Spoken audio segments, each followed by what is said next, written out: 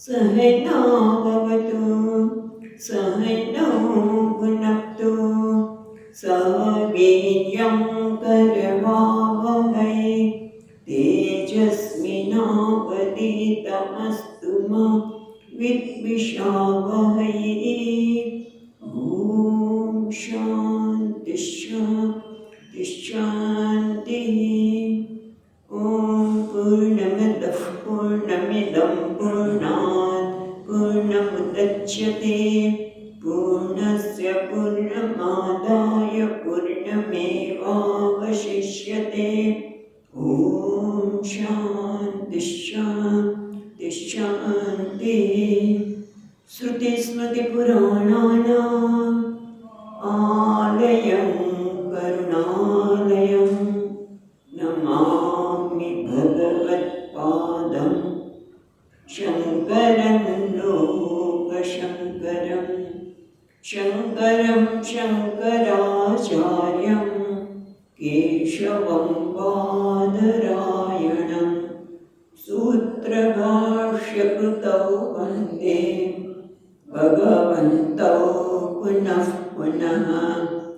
ईश्वरो गुरुरात्मेति मूर्तिभेदविभागिने व्योमवद्व्याप्तदेहाय दक्षिणामूर्तये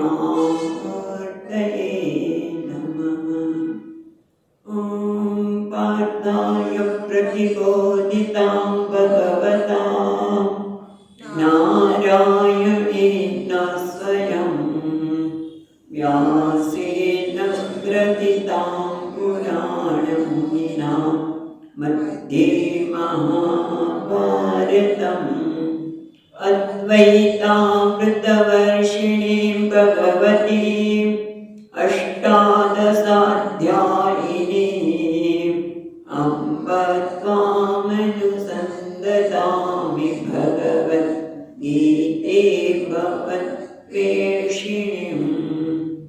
यं ब्रह्मा वरुणेन्द्ररुद्रमरुतः स्तुन्वन्ति दिव्यैस्तवैः वेदैः साङ्गपदक्रमोपनिषदैः गायन्ति यं सामगाः। ध्यानावस्थिततद्गतेन मनसा पश्यन्ति यं योगिनः यस्यान्तं न विदुः सुरासुरगणाः देवाय तस्मै नमः। बीजो अध्याय 39 श्लोकથી પાઠ કરીએ।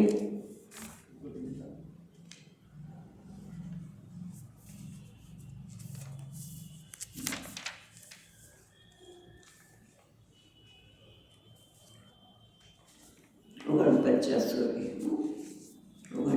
નહીં 49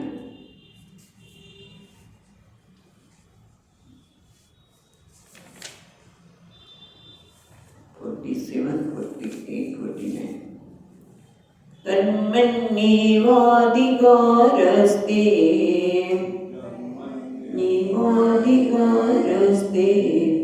मा फलेषु कदाचन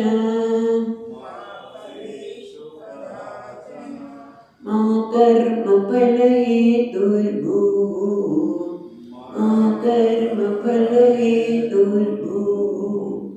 मा ते संगोऽस्त्वकर्मणि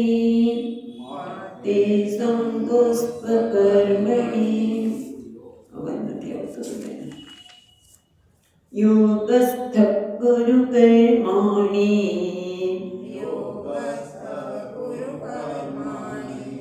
संगं त्यक्त्वा धनञ्जय सिद्ध्यो समो भूत्वा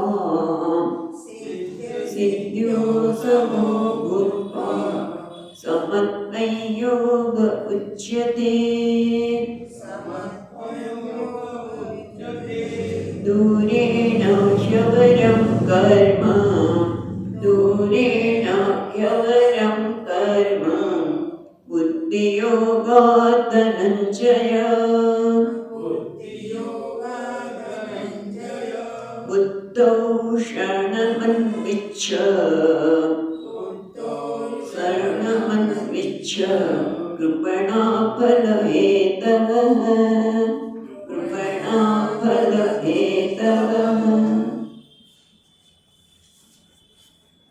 અહીંયા સુધી જોયું યાદ છે તો આપણે અત્યારે ભગવાન એક બહુ જ મહત્વની વાત કરી રહ્યા છે શેની કે કર્મની ચતુશ્રી જે આપણે કર્મને વાદિકા રસ્તે એ કર્મની ચતુશ્રુતિ કહે છે જેમ બ્રહ્મ ચતુસૂત્રી એ રીતે 4 સૂત્ર ભગવાને આપણને 47 શ્લોકમાં આપ્યા કે કર્મમાં તારો અધિકાર છે માં ફલેષુ કદાચન એટલે ફળમાં અધિકાર નથી એનો અર્થ એ નહીં કે મારે ફળને ખ્યાલમાં રાખીને કર્મ ના કર્યું એટલે ફળમાં રાખીને કર્મ કરે તો જ બરોબર પ્રયોજન કરી શકે મને આ ફળ જોઈએ છે જેમ કે મારે કોઈ શૂટર છે કાણા મળે છે તો ધ્યેય છે મારે મારા ટાર્ગેટને વિંધવાનું છે એનું ફળ નક્કી કરે તો જ એ પ્રયોજન પ્રમાણેનું પ્રયોજન એની પદ્ધતિ બધું નક્કી કરી શકે પણ કર્મ ફલ હેતુ તું કર્મનું ફળ મને શું મળશે વ્યક્તિગત વ્યક્તિને ખ્યાલમાં રાખીને તું ફળ નક્કી ન કરીશ અને ક્યારેય ડ્રોપ ન લઈશ અઘરું લાગે કર્મ એટલે ડ્રોપ લેવાનું મન થાય કારણ કે હું નિષ્ફળ જઈશ તો અઘરું લાગે એટલે કે હું તો આખી જિંદગી અર્જુને અને એમાં જ્યારે વનવાસ હતો વનવાસ મળ્યો ત્યારે પણ અર્જુને તો યુદ્ધની તૈયારી ઘણી કરી છે આરાધનાથી પાશુપત્ર અસ્ત્ર મેળવ્યું ઇન્દ્ર પાસે જઈને પણ ઘણું બધું મેળવ્યું પણ જ્યાં લડાઈ કરવાની વાત આવી ત્યારે અઘરું કેમ લાગ્યું કે મારા સગા સંબંધીઓને મારે મારવા પડશે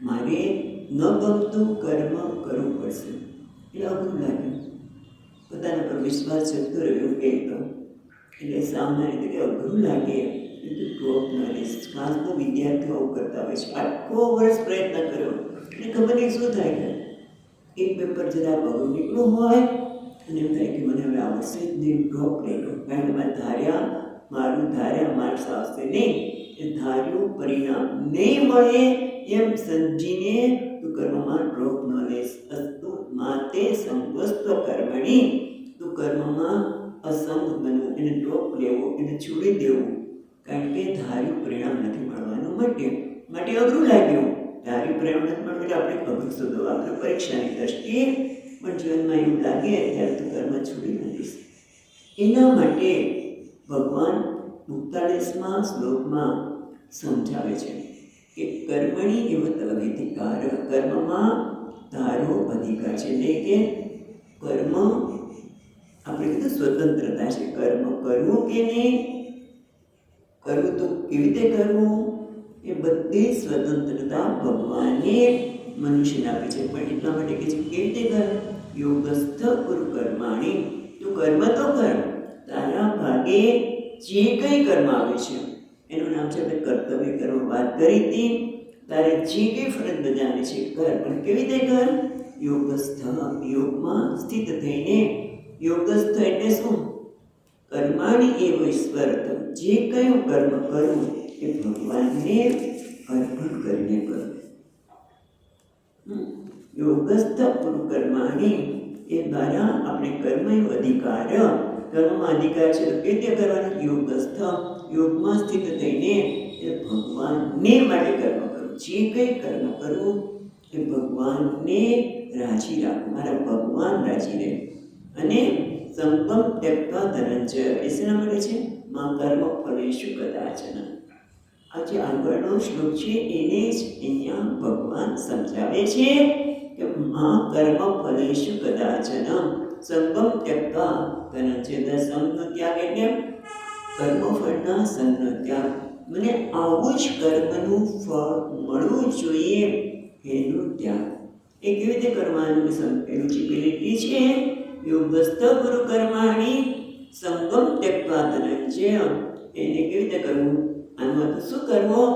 તો બીજી રીતમાં કહે છે સિદ્ધ્ય સિદ્ધ્યો સમો ભૂત્વા સમત્તમ યોગ ઉચ્યતે. યોગસ્થ, યોગની એક વ્યાખ્યા એ આપી કે સમત્તમ યોગ ઉચ્યતે. સમત્વને યોગ કહેવામાં આવે છે. એ પ્રકારે તું કર્મ કર, એટલે કે સફળતા અને નિષ્ફળતા, લાભ અને ગેરલાભ એ બધામાં તું સમોભૂતતા, એમાં તું સમાન બની જા. એ તો શક્ય જ નથી ને.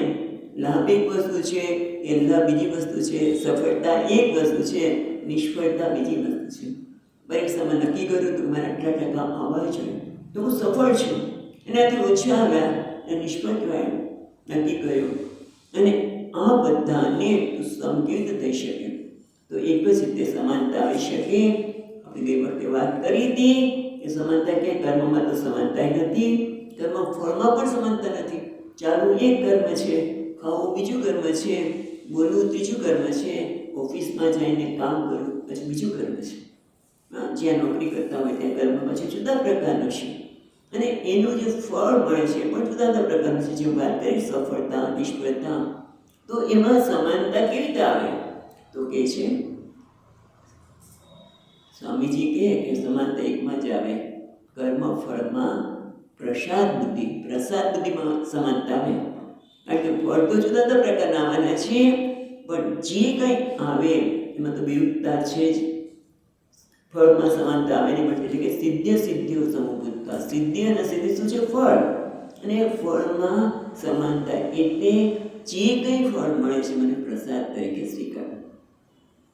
હવે આપણે છે ને કંઈ બધા પ્રસાદ એટલે શું કહેવાય? જે મેં ભગવાનને અર્પણ કર્યું એ છે, એ મારી પાસે જે આવે એ મારા માટે પ્રસાદ.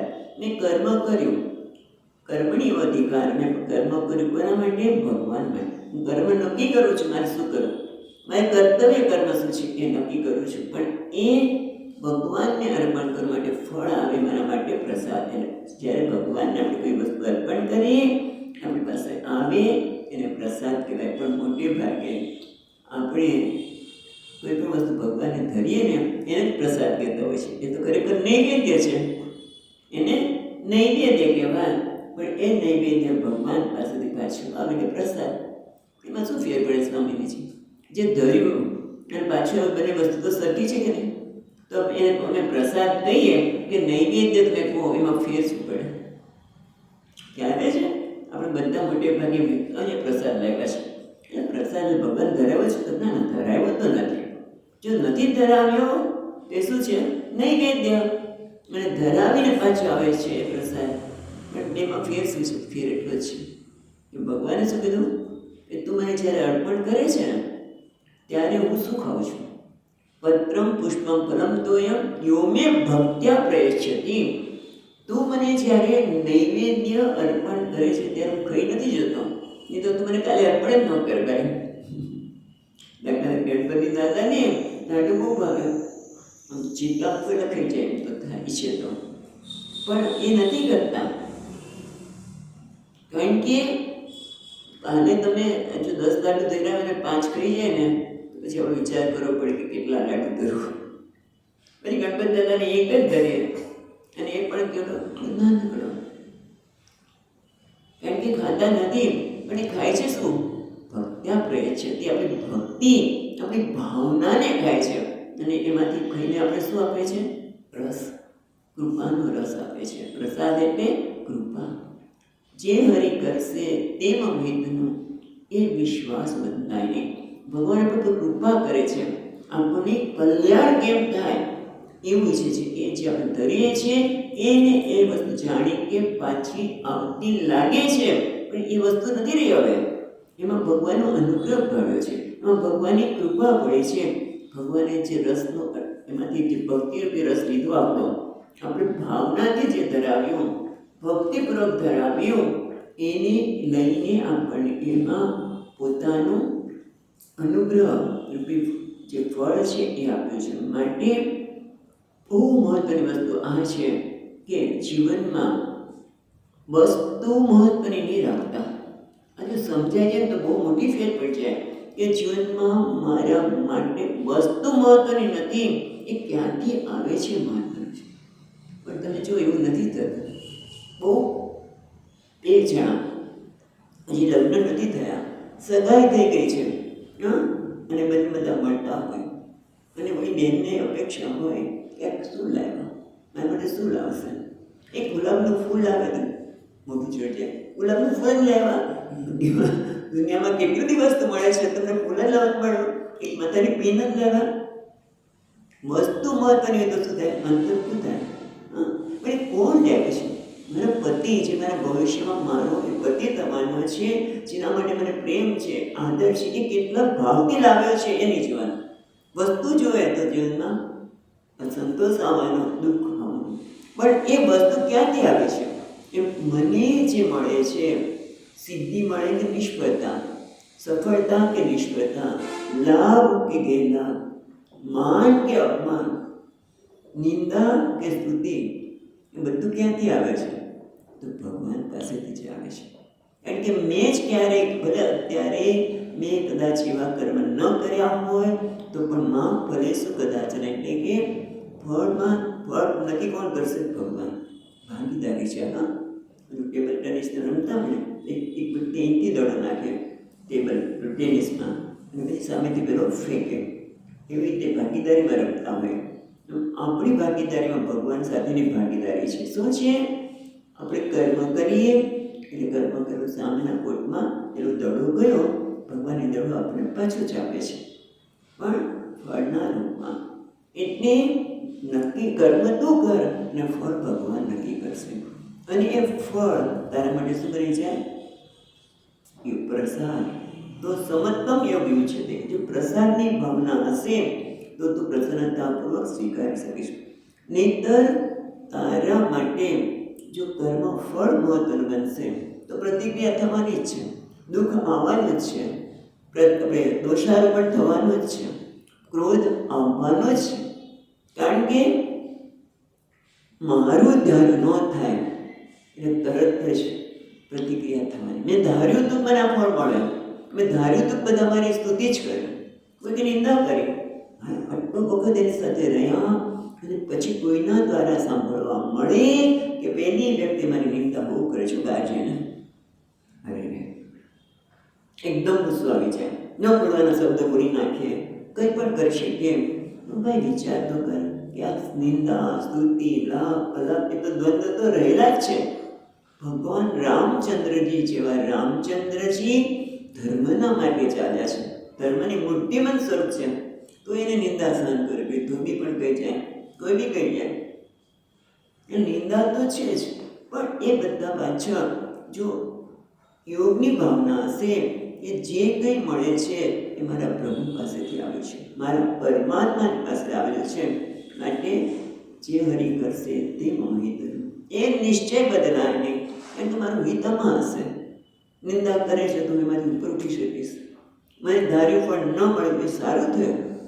અને ઘણી વખત તો ધાર્યું ફળ સારું, જે ધાર્યું ફળ ન મળે ત્યાં તો દુઃખ થાય છે, ગજબનું દુઃખ થાય.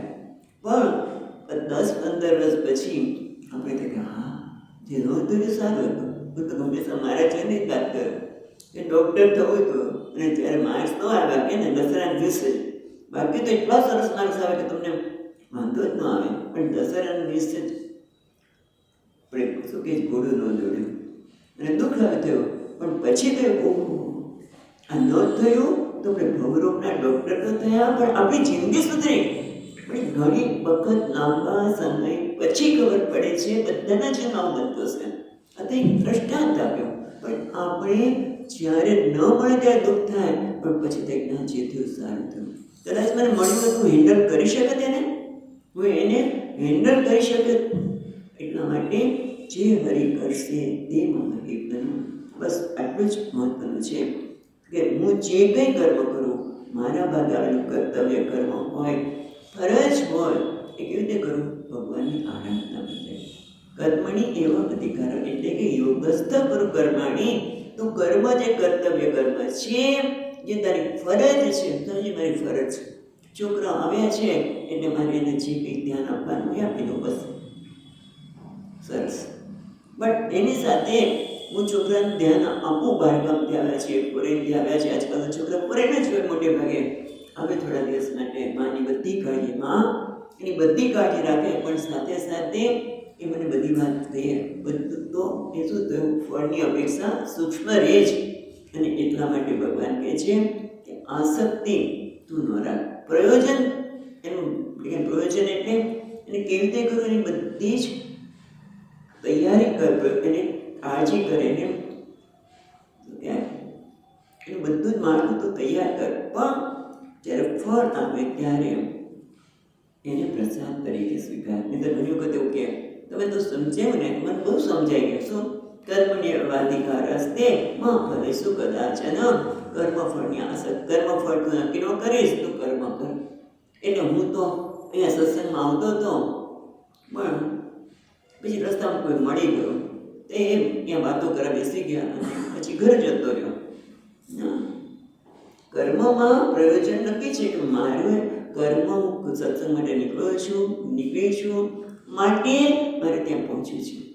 પછી ન પહોંચી શકાય, રસ્તામાં કંઈક થયું એ વસ્તુ અલગ છે. પણ એમ કે ફળમાં આશા ન રાખવી, અપેક્ષા ન રાખવી. મેં કર્મ તો કર્યું સત્સંગમાં જવા માટે, પણ પછી રસ્તામાં અટકી ગયા. એવું નહીં, એના માટે સિદ્ધ કર્મણી યોગસ્થ કુરુ કર્માણી. તું કર્મ ભગવાનને અર્પણ કરી લે, કર. અને સંગમ ત્યક્તા ધનંજય, એટલે હે ધનંજય, સંગનો ત્યાગ એટલે આ કર્મફળ જે મળે છે એમાં આસક્તિનો ત્યાગ, રાગ દ્વેષનો ત્યાગ. કેવી રીતે થાય? સમત્વમ, તો કે પ્રસાદ બુદ્ધિથી. અને તો જ સિદ્ધિઓ સમભૂતવા, સિદ્ધિ સિદ્ધિ, માન અપમાન નિંદા સ્તુતિ આવવાનું જ છે. પણ એને જ્યારે તો પ્રસાદ બુદ્ધિ સ્વીકારીશ ત્યારે એ તારા માટે યોગ બની જશે. અને કર્મયોગી એક વ્યાખ્યા આપી. કોને કહેવાય કર્મયોગી? તો કે જે સમત્વમ યોગ યુજ્યતે, જેના જીવનમાં પ્રસાદ બુદ્ધિ છે એને સમત્વમ યોગ કહેવાય. અને એ જ કયા અર્થમાં કર્મયોગી છે. એટલે આપણને ગીતા સાંભળતા હોય ત્યારે આપણી ઓળખાણ એ પણ છે કે હું કર્મયોગી છું. હું ગીતા સાંભળું છું એટલે હું કોણ છું? કર્મયોગી. તો કર્મયોગીનું કર્મ કેવું હોય એ વિચારવાનું કે મારું કર્મ કેવું હોવું જોઈએ. અને એટલા માટે પછીના શ્લોકમાં પણ કહે છે, દૂરેણ હ્યવરમ કર્મ બુદ્ધિયોગાત ધનંજય. હે ધનંજય, બુદ્ધિયોગાત, બુદ્ધિયોગાત એટલે બુદ્ધિપૂર્વક, બુદ્ધિ એટલે ભાવના, કર્મ પાછળની ભાવના, કર્મ પાછળની અર્પણ કરવાની બુદ્ધિ, કર્મ પાછળની ભાવના એટલે ભગવાનને અર્પણ કરવાની બુદ્ધિ. અને બુદ્ધિયોગ કયો એ આગળ પણ આપણે જોયું હતું. એના કરતાં કર્મ એટલે કે સકામ કર્મ, એટલે કે રાગ દ્વેષને પૂરા કરવાનું કર્મ, સકામ કર્મ એ દૂરેણ હ્યવરમ, એ ખૂબ અપરમ એટલે નિકૃષ્ટ છે. કોના કરતાં? બુદ્ધિયોગ કરતાં. બુદ્ધિયોગ એટલે આગળ વાત કરીએ સમત્વ યોગ, જ્યાં કર્મ પાછળની ભગવાનને અર્પણ કરવાની વાત છે. એટલે સકામ કર્મ એટલે ઈચ્છાની પૂર્તિ, અને ઈચ્છાની પૂર્તિ એટલે રાગ દ્વેષની પૂર્તિ. પણ જો બુદ્ધિયોગનો તો આશ્રય લઈશ, બુદ્ધો શરણમિચ્છે, કારણ કે બુદ્ધિયોગનો દ્વારા થતું કર્મ સકામ કર્મ કરતાં ખૂબ ચડિયાતું છે. એટલે અહીંયા એમ કહે છે કે દૂરેણ હ્યવરમ કર્મ, આ કર્મ નિકૃષ્ટ છે. કર્મ એટલે સકામ કર્મ, જે પોતાની ઈચ્છાની પૂર્તિ માટેનું કર્મ, ઈચ્છાની પૂર્તિ એટલે રાગ દ્વેષની પૂર્તિ માટેનું કર્મ એ બુદ્ધિયોગ કરતાં નિકૃષ્ટ છે. માટે તું બુદ્ધિયોગનો આશ્રય લે. બુદ્ધૌ શરણમ ઈચ્છા, તું બુદ્ધિનો આશ્રય લે. કર્મ પાછળની ભાવના સ્વીકાર કર. શરણ લેવું એટલે શું? તું જે કર્મ કરે ત્યારે કર્મ તો એનું એ જ છે, ઈચ્છાની પૂર્તિ માટે કર્મ કરીએ કે પછી એમને નિષ્કામ કર્મ કરીએ, ભગવાન માટે કરીએ, કર્મ તો એનું એ જ છે. કર્મ બદલાવાનું નથી, ખાવાનું કર્મ છે. તો ખાવાનું તો કર્મ એક જ છે. હા, તે તો લાડુ બનાવ્યા છે, ભજીયા અને લાડુ છે, મને લાડુ બહુ ભાવે છે માટે હું ખાઉં. પણ કોઈ બીજી કર્મયોગી છે એ વિચાર કરશે કે આ ભોજન તો બન્યું છે, મારા ભગવાનને પેલા અર્પણ કરો. અને પ્રસાદ કેટલો હોય? પ્રસાદ આપણે વધારે ન કહીએ, પ્રસાદ જ તરીકે લઈએ. એ ભાવનાથી કે ભગવાનનો પ્રસાદ મારા શરીરમાં જઈ રહ્યો છે, એની કૃપા મારા શરીરમાં જઈ રહી છે. બે વ્યક્તિ છે, ખાવાનું કર્મ કરે છે, પણ એકની ભાવના જુદી છે. બુદ્ધો શરણ અનિચ્છમ, તો બુદ્ધિનો એટલે ભાવનાનો ભગવાન માટે કર્મ કરું છું. કર્મ તો એનું એક જ છે. ઓફિસમાં જઈને આપણે ગઈકાલે વાત કરી હતી ને, તો 3 જણા પથ્થર કાપે છે, પથ્થર તોડે છે. પથ્થર તોડવાનું કર્મ એક જ છે, પણ ભાવના કુટુંબ આ કામ ન કરું તો મારે પૈસા આવે નહીં અને કુટુંબ કેમ ચાલે? હું આપણે ભગવાન માટે કર્મ કરું છું, પૈસા ફળ તો એ આપવાનું જ છે. હા, એટલે એટલા માટે ભગવાન કહે છે બુદ્ધ શરણ ઈચ્છા, તો બુદ્ધિ યોગનો આશ્રય લે, બુદ્ધિનો આશ્રય લે તો શું થશે? પછીના શ્લોકમાં કહેવાના છે, પણ અહીંયા કહે છે કૃપણા ફલ હેતવ. આ કેવું છે? જે ફળની મને આવું જ મળવું જોઈએ તો કેવું છે? કૃપણ છે. કૃપણ કોને કહેવાય?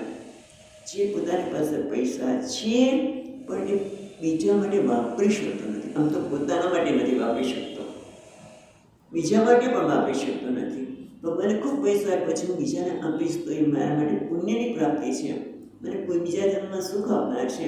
પણ ના, મેં મહેનત કરી છે, મેં પૈસો કર્યો છે, પ્રાપ્ત કર્યો છે, માટે કોઈના માટે વાપરું નહીં. એમના કૃપાને ગઈ વખતે આપણે બૃહદારણ્યક ઉપનિષદનો મંત્ર જોયો તો આચાર્ય બતાવ્યો કે જે બે ગાર્ગે એ અક્ષરમાં વિદ્વિતમાં અત્માત લોકાત પ્રેતિ સકૃપણ, જે આ લોકમાંથી પરમાત્માને જાણ્યા વગર જાય છે એ કૃપણ છે, કંજૂસ છે. એને ભગવાને બુદ્ધિ આપી છે, શક્તિ આપી છે પરમાત્માને જાણવાની, પણ એને ઉપયોગ જ ન કર્યો. પહેલાં તો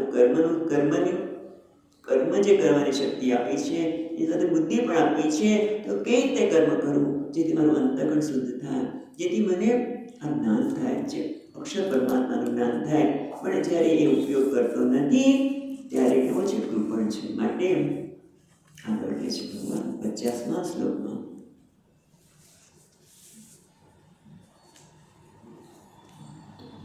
50મો શ્લોક, બુદ્ધિયુક્તો જાતિહ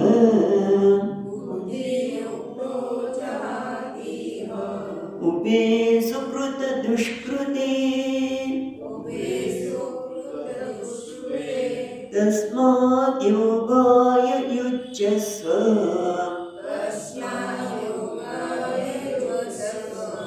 યોગ કર્મશુ કૌશલમ.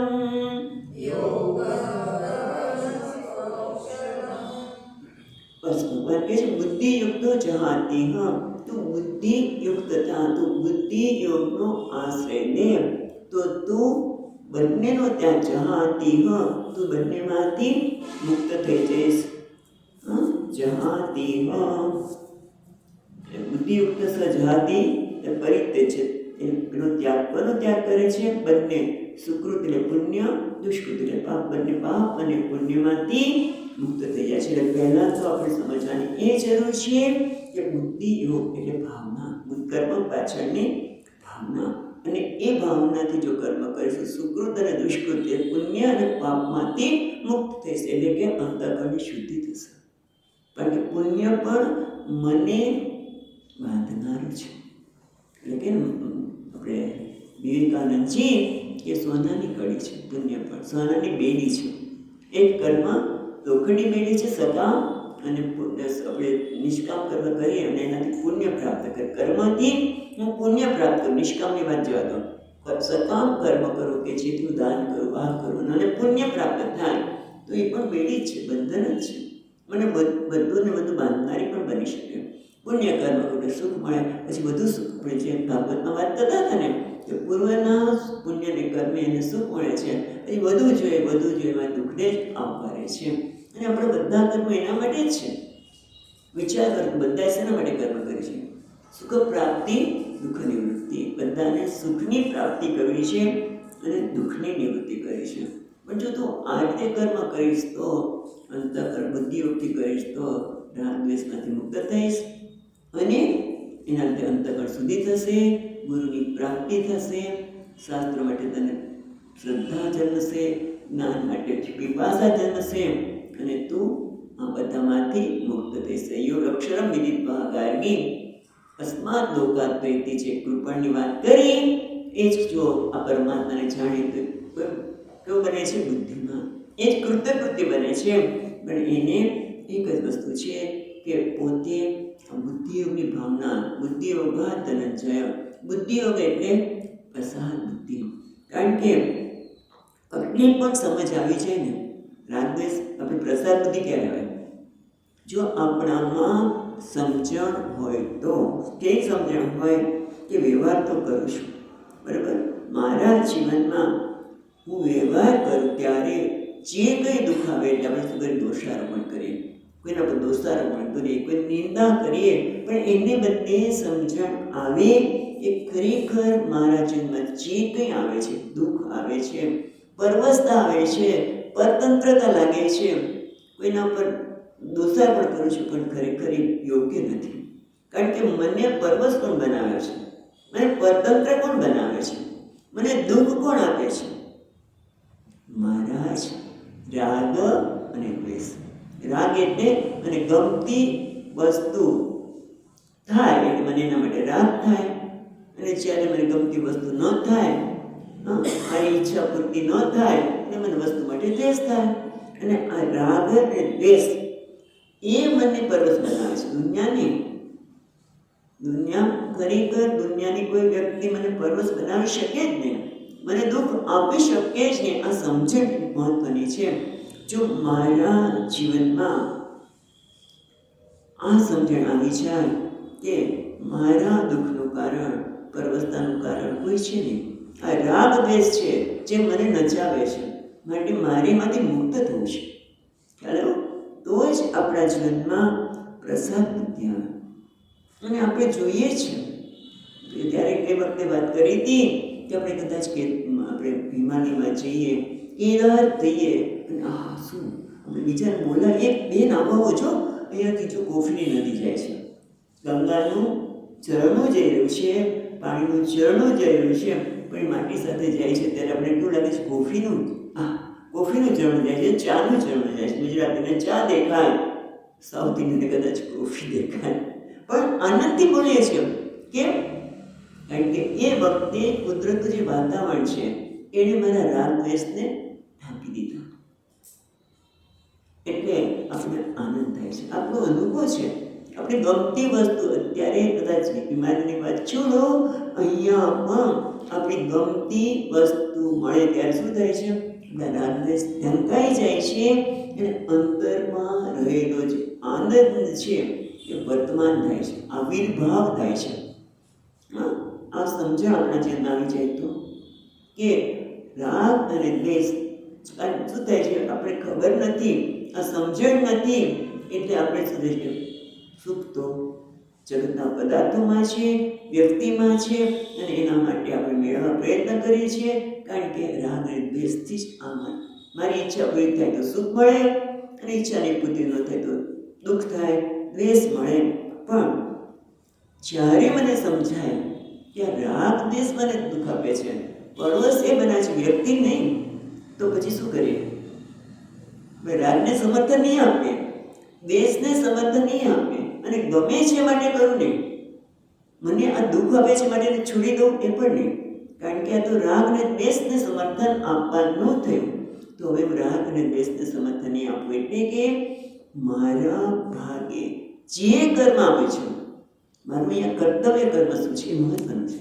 બુદ્ધિ યોગ એટલે શું? આ સમજવાની જરૂર છે કે મારા ભાગે અત્યારે શું કરવા જેવું છે એ કર્મ કરું, મારી કરવા યોગ્ય છે કર્મ કરું. કદાચ મને ન ગમતું હોય તો પણ મારા ભાગે ભગવાને આ કર્મ મૂક્યું છે, માટે હું એને સારામાં સારી રીતે કરું, સારામાં સારી રીતે કરું. તો એનું નામ છે બુદ્ધિ યોગ. એની પાછળની ભાવના કીધું કે ભગવાનને તમે નૈવેદ્ય ધરો અને પ્રસાદ આવે છે ત્યારે કે બીજું બદલાતું નથી. એમ આપણે જે કંઈ કર્મ કરીએ ત્યારે આપણે રાગથી પ્રેરાઈને કરીએ છીએ, દ્વેષથી પ્રેરાઈને કરીએ છીએ. ના ના, હું તો કર્મયોગી છું, આટલું અભિમાન કરવામાં સારું છે. આપણું ગૌરવ, અભિમાન નહીં, ગૌરવ. કે હું ગીતાનો અભ્યાસી છું, માટે હું કર્મયોગી છું, માટે મારે રાગ અને દ્વેષને સમર્થન નથી આપતું, માટે અત્યારે મારા માટે યોગ્ય કર્મ શું છે. અને ઘણી વખત આપણે જે તે સમયે જે કર્મ કરવા યોગ્ય છે એ આપણે ન પણ ગમતું હોય, પણ છતાં મારે ભગવાન કર્મની એવું તો અધિકાર, મારે કર્તવ્ય મારું કર્મ કરવાનું છે, ફરજ છે, ભલે મને ન ગમતી હોય. સામાન્ય દાખલો આપીએ કે આપણે અહીંયા છે ખોડિયાર મંદિરથી હવે રસ્તો બદલાઈ ગયો, વચ્ચે આમ ફરીને છે કહું પડે. એ ઘણી વખત હું પૂછું કે ભાઈ આપણે અહીંથી કેમ જઈએ છીએ, આપણે સંસ્થાન મંડળનું બધું સર્કલ ફરી અને પછી જવાનું હોય ને, ના ના અહીંયાથી બધા જાય છે ભાઈ. એટલે આપણે શું કરીએ છીએ, આપણી કર્મની એવો અધિકાર, આપણે કર્તવ્ય શું છે કે ભાઈ ખરેખર જો આપણે સામા છેડે જવું હોય તો તમે અહીંથી સીધા ખોડિયાર મંદિરથી પછી તમે વળી જાઓ. તમે સામે જ જવું છે, તમે સામે જવા માંગો છો. આપણે કયો રોડ કહેશું, રૂપાણી સર્કલવાળો રોડ કદાચ, બરાબર? તો રૂપાણી સર્કલ તો ઘણું દૂર રહી ગયું, પણ એ બાજુનો રોડ, તો એના માટે તમારે અહીંથી જો આપણે આશ્રમથી નીકળીએ તમે ડાલબાગ પહેલાં સર્કલ પાસે જઈ અને પછી સામે છેડે જાઓ, પછી આગળ જાઓ. પણ મોટે ભાગે ઘણી વખત બેન આપણે ખોટા રસ્તા નથી, ના સમય છે અહીંથી બધા મંદિરે જતા જ હોય છે. ઓકે, પણ એનાથી શું થાય, સામેથી ઓલી આવતી ગાડી કહેતા છે. ઘણી વખત તો ગઈકાલે જ આમ ક્રોસમાંથી છોકરો નીકળી ગયો, તમે જો ધ્યાન ન રાખો તો ગયા. કારણ કે લોકો આવું જ કરવાના છે. કારણ કે તમે જુઓ કે ખબર નહીં એવું કેમ કરતા હશે, જાણે કે કંઈક એ સમય નથી અમને માટે આવું કદાચ કરતા હોય. એટલે ઘરમાં સમય હોય, ઓફિસમાં જવાનું છે, મોટું થઈ જશે, ઓફિસમાં ગયા તમે સાથે બેઠા જ છો, પણ આ કર્તવ્ય કર્મ છે કે યોગ્ય માર્ગે જવું જોઈએ, એ કરવામાં આપણે ચૂકી જઈએ છીએ. કેમ? મને શોર્ટકટ ગમે છે. કર્મણી અધિકાર એટલે કે બુદ્ધિયોગ. બુદ્ધિયોગ એટલે જે સમયે જે કર્મ કરવું જોઈએ એ કર્મ, એને જ શું કહે છે ભગવાન, બુદ્ધિયુક્તો જહાતે. તો બુદ્ધિયોગનો આશ્રય લઈશ તો આ બંને પુણ્ય અને પાપથી તું મુક્ત થઈ જઈશ. માટે તું બુદ્ધિયોગનો આશ્રય લે, અને એને જ કુશળતા કહે છે. એ કર્મયોગની એક વ્યાખ્યા કરી, સમત્વમ યોગ ઉચ્યતે, અને બીજું કીધું કુશળતા. કર્મસુ કૌશલમ, કર્મમાં કુશળતા એને જ યોગ કહેવાય છે. કે યોગસ્થમ કરો કર્માણી, યોગની ભાવનાથી કર્મ કરે ને તો શું છે, સબત્વમ યોગ ઉચ્યતે, અને બીજો છે કર્મસુ કૌશલમ, કર્મમાં કુશળતા એને જ યોગ કહેવામાં આવે. કુશળતા એટલે શું? તમને જે કર્મ આપ્યું છે એ તમે સારી રીતે અને સમયની મર્યાદામાં કરો. ઘણા લોકો એટલું સરસ કર્મ કરે પણ કલાક નીકળી જાય, એટલે ખાલી કચરો વાળવાનો છે, બહુ સુંદર પાડ્યો, પણ કલાક નીકળી જાય એ તો બરોબર નહીં. તમને કંઈક કામ આપ્યું હોય, લોકો ઘણા એવા હોય સમય એટલો તો લઈ નાખે, આપણે એટલું કર્મ કરતાં કેટલી વાર લાગે.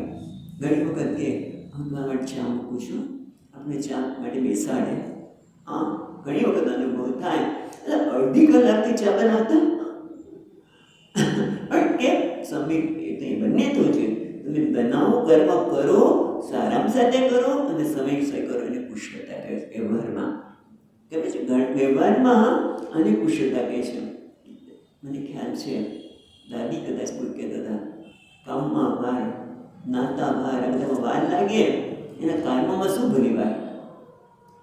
એટલે કર્મમાં ભલી વાર એટલે તમે કુશળતાથી જે સમયે જેટલા સમયમાં સારામાં સારી રીતે કર્મ કરો એને કુશળ. અને યોગી છે, કર્મયોગી છે, એને કર્મ કુશળતાથી થવાનું છે. એ સમયે બધું કરશે, કારણ કે એનું મન બીજે વિક્ષિપ્ત નથી, એનું મન વિક્ષિપ્ત નથી, પણ એને કુશળતાથી કર્મ કરે છે, માટે યોગી છે એવું ન કહેવાય. કેમ? કારણ કે કર્મયોગી કુશળતાથી કર્મ કરે છે, બધું યોગ ફટાફટ જે સમયે જે કરવું જોઈએ કરે. પણ દાખલા તરીકે હવે એને તે મોટર આવી અને મોટર શીખવાની છે, તો એ કુશળતાથી નહીં કરી શકે, થોડો વખત વાર લાગશે ને, એ કુશળતાથી છે કે ફટક નહીં થાય. એટલે એ કર્મમાં કુશળતાને યોગી ન કહેવાય. ખ્યાલ આવ્યો છે? કોઈ પણ એક કર્મમાં કુશળતા હોય એને યોગી ન કહેવાય. અને સ્વામીજી મારે બહુ સુંદર દાખલો આપે મહારાજજી, કે કોઈ વ્યક્તિ છે ટ્રેનમાં આપણે ચડ્યા, કોઈ બીજી વ્યક્તિ પણ આપણી સાથે ચડી, હા બહુ ખૂબ સરસ લાગે. પણ જ્યારે નીચે ઉતર્યા ને ત્યારે આપણા ખિસ્સામાંથી બધા પૈસા જતા હતા, ખીચું કાપી નાખ્યું કુશળતાથી, કોઈને ખબર પણ ન પડે. તો શું આપણે કર્મયોગ કહીશું? અને કુશળતા એટલે આ રીતે કર્મ કરીએ તો એને કુશળતા ના કહેવાય. એના માટે સ્વામીજીનું બીજું દ્રષ્ટાંત પણ મને યાદ આવે છે કે એક વ્યક્તિ કે હું નવો ગીતામાં આવ્યો, સ્વામીજી તમારી પાસે સાંભળું છું અને મને એમ થાય છે કે ખરેખર જીવનમાં કર્મયોગી બનવું છે. કર્મણી અધિકાર, કર્મ તારે નક્કી કરવાનું છે. ફળ જે આવે પ્રસાદ તરીકે શીખવા લેવાનું. હું સાંભળું છું અને મને થાય કે હું આમથી કર્મયોગી બનવા માગું છું, પણ થોડીક અવઢ આવી છે અને મને ખબર છે કે તમે સંન્યાસી છો, માટે હું તમને જે કંઈ વસ્તુ કહીશ તમે કોઈને કહેશો નહીં. એટલે કહી દીધું તમે કોઈને વાત કરતા નહીં, રાઈટ? કુશળતા તેણે. અને પછી એ કહે છે કે સ્વામીજી મારા પાડોશી છે ને, એ મારા પાડોશી છે એ બહુ ધનવાન છે, એટલો ધનવાન છે. અને ઘણી વખત એનું ધનનું એટલું બધું અભિમાન છે એટલે આપણને કેમ પૂછના કે પૈ ના કરી નાખે. ક્યારેક ક્યારેક તેનો વ્યવહાર એવો હોય કે આપણે પૈ ના કરી નાખે. એટલે મને એના માટે બહુ દ્વેષ છે, પણ એના ધન માટે મને પ્રેમ છે. કારણ કે હમણાં મને વાત કરતો હતો કે મેં આ બહુ પૈસો આવે ને હમણાં, તો મેં સોનું ખરીદ્યું, હમણાં સોનાના ભાવ કર્યા છે, મેં સોનું ખરીદ્યું. એ મને એને વાત કરી. અને સોનું ક્યાં રાખે? તિજોરીમાં રાખે. અને એની તિજોરી ક્યાં છે મને ખબર છે, એની તિજોરી ક્યાં છે મને ખબર છે. તો સ્વામીજી મને એમ થાય છે કે બધું સોના માટે મને પ્રેમ છે, એના માટે રાગ છે, એ વ્યક્તિ માટે દ્વેષ છે. ખ્યાલ આવ્યો? વ્યક્તિ માટે મને દ્વેષ છે, કારણ કે એટલું બધું અભિમાન છે એને, એના માટે દ્વેષ છે, પણ એને સોના માટે રાગ છે. એટલે મેં નક્કી કર્યું છે, આમ તો કેટલા દિવસથી રાત્રે મારા ઘરનું એનું ઘર નજીકમાં જ છે, અડીને જ છે, એને એક સુરંગ ખોદું છું. હવે 1 કલાકમાં ખોદાઈ જશે. મેં મારા પત્નીને અને બાળકોને એના પિયર મોકલી દીધા છે, પત્નીને બાળકોને એના પિયર મોકલી દીધા છે. અને હું ખોલીને જઈશ, કદાચ એને સોનું બીજે મૂકી દીધું હોય, તિજોરીમાં ન મૂકી કોઈને કે બીજે મૂકી દીધું ખબર નથી. એટલે કદાચ મને સોનું મળી પણ જાય અને એ દરમિયાન લોકો જાગી જાય તો મને માર પણ મળે, કદાચ જેલમાં પણ જવું પડે. પણ તમે કીધું છે ને કે ભગવાન જે કર્મનું ફળ આપે પ્રસાદ તરીકે સ્વીકાર લેજો, એટલે હું બધું સ્વીકારવા તૈયાર છું. જો સોનું મળી જશે તો આનંદની વાત છે. પછી આ ઘર મારું છે જ નહીં, એ ભાડે લીધું છે, હું જતો રહીશ, ઘર છોડી દઈશ. પછી ક્યારેક મળવાની વાત જ નહીં આવે. અને જો પકડાઈ જઈશ માર મળશે, બધા તો જેલમાં મૂકશે, હું બધું સ્વીકારવા તૈયાર છું. તો આને યોગ કહેવાય કે નહીં? યોગ કર્મ સુકૌશલમ, કુશળતાથી કર્મ કરવું તારે યોગ કહેવાય કે નહીં? અને એનો કહેવાય યોગ, કારણ કે તારે યોગ્ય શું છે? ધર્મના પ્રમાણે તને ગમે છે એમાં રાગ છે અને એમાં દ્વેષ છે. રાગ અને દ્વેષથી કર્મ નહીં, પણ તારે કર્તવ્ય કર્મ તારે આ સમયે કેવું કરવું જોઈએ. તારી સાથે કોઈ આવો વ્યવહાર કરે તો તને ગમશે? એ ધર્મ નથી. આપણે સામાન્ય ધર્મની બહુ ચર્ચા કરી ગયા છીએ. એટલે કે ભગવાન કહે છે કે બુદ્ધિ યોગ એટલે શું? સમત્વમ યોગ છે તે પ્રસાદ બુદ્ધિ તો બરોબર છે, પણ યોગ કર્મ શું કર્તવ્ય કરતો કૌશલમ. યોગ એટલે કર્મમાં કુશળતા, એટલે તારા ભાગે જે કર્મ આવે છે એ તું ધર્મના માર્ગે કર. તને ગમે કે ન ગમે, પણ તારે આ સમયે કરવાનું છે માટે કર. એટલે અહીંયા 50મા શ્લોકમાં અહીંયા ભગવાન એની જ ઉપસંહાર કરે છે. એટલે કે છે બુદ્ધિ યોગો જહાર, તું બુદ્ધિયોગનો આશ્રય લે. એટલે શું? 2 વસ્તુ. બુદ્ધિયોગ એટલે સમત્વમ યોગ અને યોગ કુશળ યોગ કર્મ કૌશલમ, એટલે બંને કર્મફળમાં પ્રસાદ બુદ્ધિ અને કર્તવ્ય કર્મમાં ધર્મ પ્રમાણે જે કરવા યોગ્ય છે. આપણે કરવા યોગ્ય હોય એ ઘણી વખત ન ગમતું પણ હોય. એ સ્વામીજી હંમેશા કે ભાવતું તું ને વૈદે બતાવ્યું. આપણે જે કર્મ કરવાનું છે અને જે સમયે કરવાનું છે એ કર્મ આપણે કર્તવ્ય કરવાના આપણે ગમતું હોય એટલે વાંધો આવે નહીં. પણ સ્વામીજી કંઈક મોટે ભાગે એમને અનુભવ છે કે વૈદ્યનાથ પાસે જઈએ ને તો ન ગમતું આપણે ગમતી બધી વસ્તુ બંધ કરે. આ નહીં ખાવું, પેલું નહીં ખાવું, પેલું નહીં ખાવું. પછી શું ખાવાનું? ન ગમતી વસ્તુ ખવડાવે. એમ ભગવાન પણ આપણું જે ફરજ છે ને ઘણી વખત ન ગમતી હોય પણ કરવી પડે. તો કે છે યોગ કર્મ કૌશલમ, એટલે તું ધર્મના માર્ગે તારા માટે જે આવ્યું છે એ કર્મ કરીશ. એને નામ જ ખરેખર કુશળતા. કુશળતાની આ વ્યાખ્યા છે. વ્યવહારિક વ્યાખ્યા જુદી છે, પણ આ યોગની વ્યાખ્યા છે, શાસ્ત્રની વ્યાખ્યા છે. કુશળતા એટલે ધર્મ પ્રમાણે કર્મ કર, અને સમત્વ એટલે જે ફળ આવે છે એને પ્રસાદ બુદ્ધિથી કરતો તને શું થશે? અંતઃકરણ શુદ્ધિ થશે. અંતઃકરણ શુદ્ધિ થશે એટલે રાગદ્વેષથી કર્મ નહીં થાય, એટલે રાગદ્વેષ દૂર થશે. એટલે આપણે જેટલા આપણે હમણાં જ વાત કરી કે જો મને આ સમજણ હશે કે રાગ દ્વેષથી જ્યારે કર્મ કરું છું ત્યારે હું દુઃખિત થઉં છું. મોટે ભાગે થોડીક વાર લાગે મારા રાગ સંતોષ થયો માટે હું સુખી છું, પણ પાછું નવો રાગ, પછી નવો રાગ, એ તો મને બંધન કરનારો છે. પણ જ્યારે આ બુદ્ધિયોગના ભાવથી કર્મયોગ ભાવનાથી કર્મ કરીશ, સમત્વ ભાવનાથી કરીશ, તો મારા માટે શું થશે? મારા રાગ દ્વેષ ઓછા થશે. રાગ દ્વેષ ઓછા થશે, અંતઃકરણ શુદ્ધિ થશે. અંતઃકરણ શુદ્ધિ થશે, ગુરુ સામેથી મળે છે. ગુરુ પણ આપણને સામેથી મળશે, શાસ્ત્રનું અધ્યયન થશે, અને છેવટે પુણ્ય અને પાપમાંથી દૂર થતા શું થશે? મોક્ષ, મુક્તિ પ્રાપ્ત થશે. માટે તસ્માત યોગાય યુજ્યસ્વ. માટે હે અર્જુન, અને આપણે બધાને કે છે ભગવાન કે તું યોગ સાથે જોડાઈ જા, આ કર્મયોગ ભાવનાથી જોડાય જા, એટલે કે સમત્વ અને યોગ કર્મ કૌશલમ એમાંથી તું જોડાય છે. માટે જ કહે છે યોગ કર્મ કૌશલ. આ યોગની સાથે તું જોડાઈ જા, કારણ કે યોગ જ કર્મમાં રહેલી કુશળતા છે. એટલે આમ અહીંયા ભગવાન ઉપસાર બહાર કર્યો કે સમત્વ યોગ્ય કર્મ ફળમાં સમત્વ આપણે પ્રસાદ બુદ્ધિ, અને કર્મ કૌશલ્ય કર્મ ધર્મ પ્રમાણે કરવું, કર્તવ્ય કર્મ કરવું, જે આપણને કરવા યોગ્ય છે, જે તે સમય તે કરવું. હવે એને આગળ કહે છે કેમ આમ કરવું જોઈએ? યોગ કર્મ કૌશલમ, એના માટે કસ્માત કેમ? યસ્માત કારણ કે 51 શ્લોકમાં કહે છે હજી કર્મજં બુદ્ધિયુક્તા હિ ફલં ત્યક્ત્વા મનીષિણઃ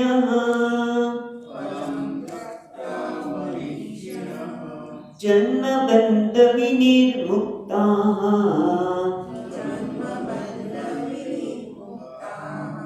પદં ગચ્છન્ત્યનામયં.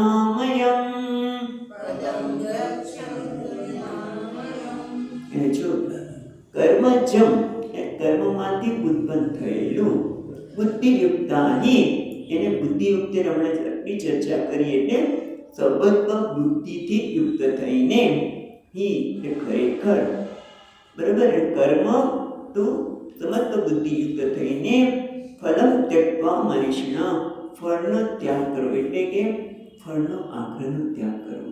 સમત્વ એટલે પ્રસાદ બુદ્ધિ, અને એટલા ફળનો ત્યાગ થઈ જ ગયો. મનીષિણ જ્ઞાનીજનો, જે મનીષી છે, જે સમજે છે કે મારા દુઃખનો આધાર, મારી સ્વતંત્રતાનો આધાર, મારી પર્વતતાનો આધાર કોઈ દુનિયા નથી, પણ મારા જ રાગદ્વેષ છે. માટે એ કર્મયોગ ભાવનાનો સ્વીકાર કરે છે કર્મ માટે, અને એના લીધે એ મનીષ બની જાય છે, જ્ઞાની બની જાય છે. કેમ? અંતઃકરણ શુદ્ધિ, જ્ઞાન અને જ્ઞાનની પ્રાપ્તિથી શું મળે છે? જન્મ બંધ વિનિર્મુક્તાઃ, કારણ કે જન્મ એ જ બંધન છે. એટલે જન્મ થાય નવા કર્મ કરીએ, કર્મ પણ રાગદ્વેષથી પ્રેરણે કરીશું. તમે જો જન્મ્યા ત્યારથી આપણે રાગદ્વેષ લઈને જન્મ્યા છે, અને પાછા વ્યવહાર કરીએ ત્યારે બધા કેટલા બધા રાગદ્વેષ ઉમેરે છે. તું આવો છે, તું આવો નથી, તું એના સાથે બોલજે, આની સાથે ન બોલજે. સારી વસ્તુ છે, મા બાપે શિક્ષણ આપવું જ જોઈએ, પણ એની સાથે સાથે રાગદ્વેષ વધતા જાય છે, અને એટલા માટે બંધન બને છે. એ જ્યારે આ પ્રકારે કર્મયોગની ભાવનાથી કર્મ કરે છે ત્યારે કર્મજમ, કર્મમાંથી જન્મેલું કર્મજમ એટલે ફળ, એને ત્યાગ કરીને બુદ્ધિઓનો આશ્રય લઈને પેલો વ્યક્તિ મનીષીમાં બધું સ્ટેપ આવી જાય. એ જ્ઞાની બનીને જન્મ એ બંધન છે માંથી વિનિર્મુક્તાઃ, મુક્ત થઈને પદમ ગચ્છતિ અનામય, જે અનામય પદ છે, અનામય જ્યાં ઉપદ્રવ નથી. કારણ કે ઉપદ્રવ કોણ કરે છે? વ્યક્તિને. કોઈ કનડતું નથી. કોણ કનડે છે? આપણા જ રાગદ્વેષ. અને રાગદ્વેષનું કારણ છે અજ્ઞાન. અજ્ઞાનના કારણે જ આ બધા રાગદ્વેષ જન્મે છે. પણ જ્યારે મનુષ્ય જ્ઞાની અજ્ઞાનને દૂર કરે છે ત્યારે પોતાનું જે અનામય સ્વરૂપ છે, અનામય એટલે ક્યાંય ઉપદ્રવ નથી, પૂર્ણ શાંતિ છે, પ્રસન્નતા છે, એ પદ એટલે સ્થાન, એ પોતે જ ઉપદ્રવ રહિત છે. અત્યાર સુધી આપણું મન અજ્ઞાનના લીધે જે ઉપદ્રવ કરતું હતું એ ઉપદ્રવ જ્ઞાનથી સમી જાય છે. એટલે કયું છે? ઉપદ્રવ રહિત. અનામય એટલે જ્યાં મય નથી, આપણે મળ નથી એટલે ઉપદ્રવ નથી. ઉપદ્રવ રહિત પદને એ પ્રાપ્ત કરે છે. વિશેષ આપણે કાર્ય જોઈશું. ઓમ પૂર્ણમદ પૂર્ણમિદં પૂર્ણાત પૂર્ણમુદચ્યતે પૂર્ણસ્ય પૂર્ણમાદાય પૂર્ણમેવાવશિષ્યતે.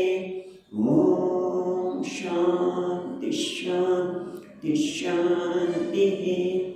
શંકરં શંકરાચાર્યં કેશવં બાદરાયણં સૂત્રભાષ્યકૃતૌ વંદે ભગવन्तૌ પુનઃ પુનઃ.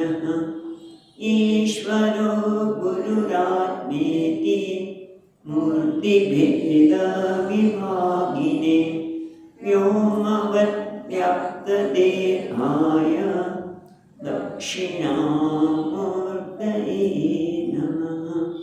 ઓમ શાંતિ શાંતિ શાંતિ. હરિ ઓમ.